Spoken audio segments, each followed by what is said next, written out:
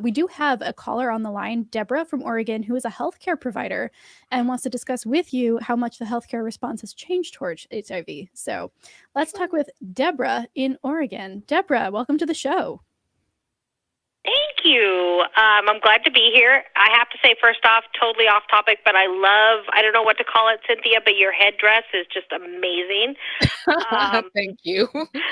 So the main thing, when I saw the topic today, I just remember when I started my career as an EMT or a paramedic, it was very much in the beginning of the HIV outbreak. And I remember being so affected by the fact that I don't know what major city it was in because my memory isn't that great, but I remember a man needing help, needing EMS, and no one would go and help him to the gurney. And there was a bystander who literally walked over, gave him a hand, and helped him walk to the gurney so that he could get the medical treatment that he deserved. And that's where I grew up in medicine. I saw that stigma. Oh, you can't do this, you can't do that. Dear God, if you breathe the same air with somebody who has HIV, you might get HIV, because we just didn't know enough. Yeah. And now, as a healthcare provider, I see that HIV is just one piece. It's one piece of the human being or the patient that I am treating.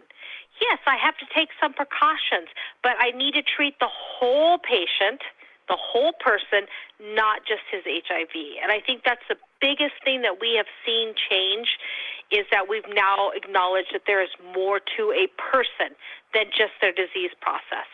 And like I said, HIV is just one thing. And Cynthia, you have said so much in the last 15 to 20 minutes that I totally agree with. You know, how amazing is it that before, when you were taking all your HIV medicine, you would get so nauseous that you would throw it all up and then have to start all over again from 26 pills to 3.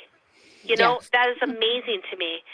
And the other thing that you touched on that just blew me away is it's unfortunate. It is absolutely unfortunate in one of the richest countries in the world that economics actually affects the availability of treatment. Sure does. Because I love him. I'm going to use an example, but I am a huge fan, have been since I was a little girl, but I love Magic Johnson, okay? Magic Johnson is HIV positive, but I have to ask the question, would he not have converted all the way to full-blown AIDS if he was just a regular black man? And that scares the crap out of me. It does. And he is very big on educating people and bringing this stuff to the community, but, you know, and then, again, you touched on another thing that I have to say is it's a stigma, and it shouldn't be a stigma, because I don't care if you're gay, if you're white, if you're black. I don't care. I want you to get treatment. I want you to be healthy and live the best life that you can live, and that's the thing that I wish we could get over as far as HIV treatment. That's the biggest thing. I wish we could really put that out there and say it doesn't matter. Unfortunately, it does matter, because people bring religion and their thoughts of their family into it. But, you know, I really hope that people see it's only one part of who I am. Because being HIV positive is no longer a death sentence, and you need to live your very best life. And I wish in every way that I can that I could be an effect when I'm treating somebody. If you're HIV positive, okay, whatever. I have to wear appropriate PPEs no matter who I am treating. It does not matter if you're HIV positive. I have to protect myself.